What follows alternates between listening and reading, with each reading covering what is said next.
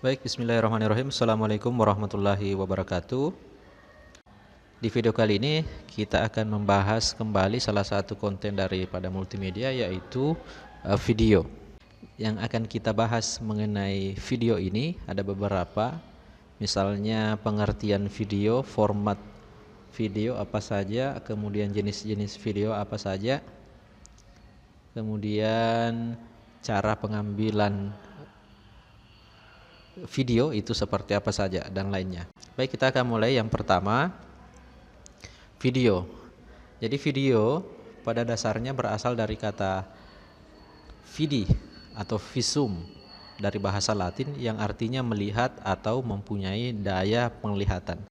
Jadi video ini penekanannya lebih kepada aspek visual. Jadi penglihatan kita ya, video.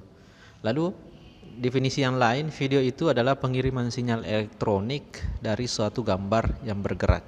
Boleh juga, atau kalau lebih lengkap misalnya adalah video merupakan teknologi penangkapan, perekaman, pengolahan, penyimpanan, pemindahan dari gambar diam yang menyajikan adegan-adegan dalam gerak secara elektronik. Atau menurut Agnew dan Kellerman tahun 96 mendefinisikan video sebagai media digital yang menunjukkan susunan atau gambar-gambar yang memberikan ilusi ataupun gambaran serta fantasi pada gambar yang bergerak. Itu dari definisi video. Kemudian format video, ada banyak format video yang kita kenal. Kita kenal yang misalnya ada AVI, yaitu audio video interleave. Kita kenal juga MPEG, Moving Picture Export Group. Ada juga Windows Media Video, WMV. Yang paling umum juga kita pakai misalnya ini MP4. Kemudian ada juga QuickTime, kemudian 3GP, serta yang berbasis flash adalah FLV, flash video. Ya, ini format-format video yang kita kenal ya. Kemudian jenis video itu terbagi menjadi 3. Ada disebut sebagai video streaming. Yang kedua ada video conference. Kemudian yang ketiga ada teleconference. Kita lihat satu-satu. Video streaming adalah perangkat yang berfungsi sebagai penerima gambar ataupun suara. Streaming itu menghantarkan aliran yang berkelanjutan dan tetap, sehingga nanti penggunanya itu bisa mengakses file tersebut walaupun datanya itu belum dihantar sepenuhnya. Makanya nanti di video streaming ada istilah buffering. Jadi video streaming contoh yang paling sering kita lakukan adalah misalnya kita menonton video di YouTube. Itu contoh video dalam bentuk streaming. Jadi penghantaran datanya itu berkelanjutan, tetapi kita sebagai pengguna itu tetap bisa menonton walaupun datanya belum sepenuhnya dikirim atau dihantar. Alurnya seperti ini cara kerja video streaming. Jadi misalnya data baik berupa audio ataupun video itu nanti akan mengalami dulu buffer memori komputer. Setelah itu nanti di encode, lalu nanti akan di stream kembali ke user, lalu di decode, dan hasilnya nanti baru ditampilkan. Ini secara umum. Nah, dari sini kita lihat ada buffer. Makanya nanti ada biasa tertulis itu kalau kita nonton YouTube sementara buffering misalnya. Itu untuk video streaming. Yang kedua ada video conference. Video conference itu adalah perangkat yang berfungsi sebagai penerima gambar atau suara.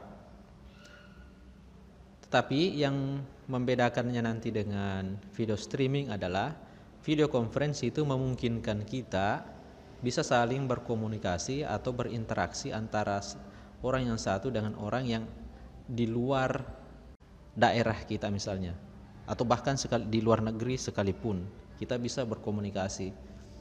Kelebihannya misalnya ini, pengguna dapat melihat mendengar satu sama lain secara real time. Lalu komunikasinya akan menjadi lebih baik, informasinya lebih mudah dimengerti, aliran informasinya lebih baik, seperti kita mengobrol atau bicara atau rapat misalnya ketika ketemu, mirip-mirip itu video conference. Tetapi bedanya di video conference fisik kita tidak ada di situ, tetapi kita bisa melakukan hal-hal yang seperti saat kita rapat misalnya dalam kondisi tatap muka. Nah, itu yang dimaksud dengan conference. Tentu saja video conference ini menggunakan jaringan internet. Kemudian ada lagi yang disebut teleconference.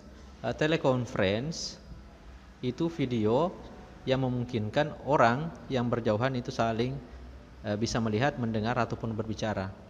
Jadi hampir sama tadi dengan video conference. Antara teleconference dengan video conference itu hampir sama.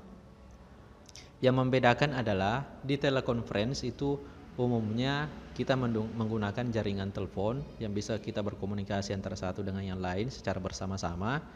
Kemudian pada video conference kita bisa saling tukar data, baik berupa gambar, berupa misalnya audio.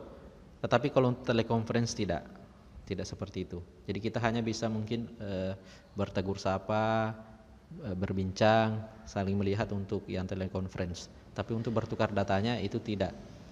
Berbeda kalau nanti dia modelnya video conference.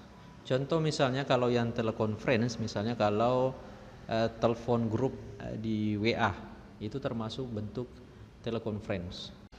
Nah, kelebihan video dibandingkan dengan media lainnya adalah video itu mampu menjelaskan keadaan secara real dari suatu proses, fenomena atau kejadian. Jadi karena kita melihat secara langsung, maka kondisinya kita lihat seperti sesungguhnya. Itu yang dimaksud sebagai kondisi real terhadap fenomena atau sesuatu atau kejadian. Kemudian sebagai bagian terintegrasi dengan media lain, ya. Jadi video itu juga sebagai bagian dari media seperti teks ataupun gambar, saling melengkapi satu sama lain maksudnya ya. Kemudian pengguna dapat melakukan pengulangan atau replay pada bagian tertentu untuk melihat gambaran yang lebih fokus.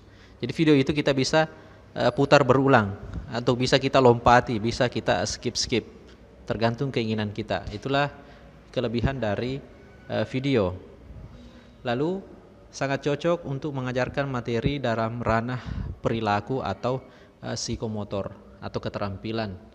Jadi video ini misalnya sangat cocok untuk pembelajaran seperti itu. Misalnya yang ranah psikomotorik itu untuk keterampilan, misalnya kita buat tutorial.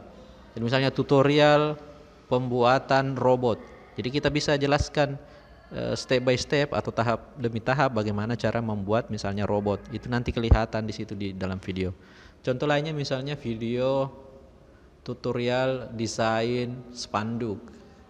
Nah, itu ranah psikomotor semua itu. Kita lihat bagaimana tahapan-tahapan dalam membuat spanduk, apa yang dibutuhkan pertama kali, bagaimana caranya membuat misalnya teksnya, gambarnya diambil dari mana dan seterusnya. Itu sangat cocok untuk yang ranah seperti itu ya, psikomotor dan perilaku.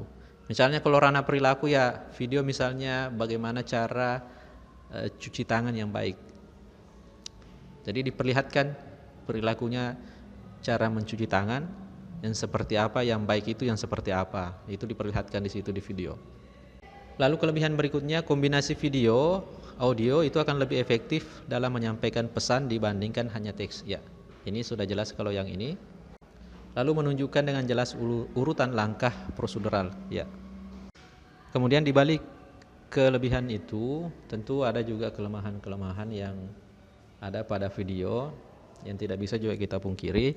Misalnya yang pertama adalah video mungkin saja tidak detail dalam penjelasan materi, karena audiens harus mampu mengingat detail dari scan ke scan. Lalu umumnya pengguna menganggap belajar melalui video itu lebih mudah dibandingkan melalui teks, sehingga akan kurang terdorong lebih aktif dalam berinteraksi dengan materi. Jadi maksudnya lebih condong melihat sisi tampilan visual videonya dibanding substansi materi yang disampaikan. Itu maksudnya yang ini, yang kelemahan video itu. Nah, berikutnya untuk menciptakan video yang baik, kita perlu juga dibarengi dengan ilmu bagaimana melakukan pengambilan gambar yang baik. sehingga kualitas video kita itu baik juga. Ada beberapa poin yang harus kita ketahui untuk pengambilan sudut gambar. Ada bird eye view high angle, ada low angle, ada eye, ada frog level. Nanti kita lihat ini masing-masing. Untuk yang pertama kita lihat bird eye view, mata burung ya. Kita lihat bahwa jadi pengambilan gambarnya itu dari atas pada ketinggian tertentu, sehingga nanti memperlihatkan lingkungan dari gambar yang kita ambil itu sangat luas atau sedemikian luas. Cara pengambilan gambarnya bisa menggunakan drone ataupun helikopter. Contoh lainnya, ini pengambilan gambarnya itu tepat di atas objek. Ya, jadi yang membedakan tadi kalau bird eye itu sangat di atas, kalau ini tepat di atas objek. Ya, kita bisa pakai tongsis ya, seperti modelnya kalau yang ini. Yang ketiga, low, kesannya yang ditimbulkan adalah keagungan atau kejayaan. Kalau tadi yang high angle kerdil. Kemudian A level itu pengambilan gambar mengambil sudut sejajar dengan mata objek, tidak ada kesan dramatik dari ini, sehingga hanya memperlihatkan pandangan mata seseorang yang berdiri. Ya, yang seperti biasa kita lakukan yang seperti ini. Itu disebut sebagai A level. Kemudian yang frog level itu sudut pengambilan gambar diambil sejajar dengan permukaan tempat objek berdiri. Jadi full dia diambil seperti ini. Jadi seolah-olah memperlihatkan objeknya menjadi sangat besar. Jadi seperti bebek ini itu kelihatan sangat besar, padahal bebek kan kecil ya. Tergantung cara pengambilan gambarnya. Ini yang disebut sebagai frog level. Lalu kemudian ada juga istilah ukuran gambar atau frame size. Ada beberapa. Ada LS, ada FL, ada KS, MS, MCU, CU, BCU. Kita lihat masing-masing.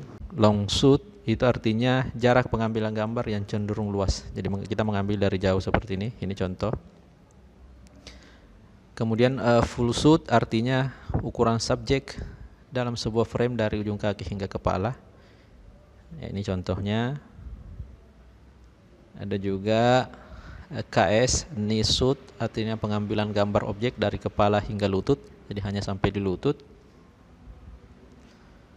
Kemudian ada juga medium shoot artinya ukuran subjek dari pusar hingga kepala. Nah, sekarang tinggal pusar hingga kepala. Kemudian ada medium close up, itu ukuran subjeknya dari dada hingga kepala. Kemudian ada juga close up. Close up itu adalah dari leher sampai kepala. Lalu ada big close up, itu ukurannya dari dagu hingga batas atas kepala.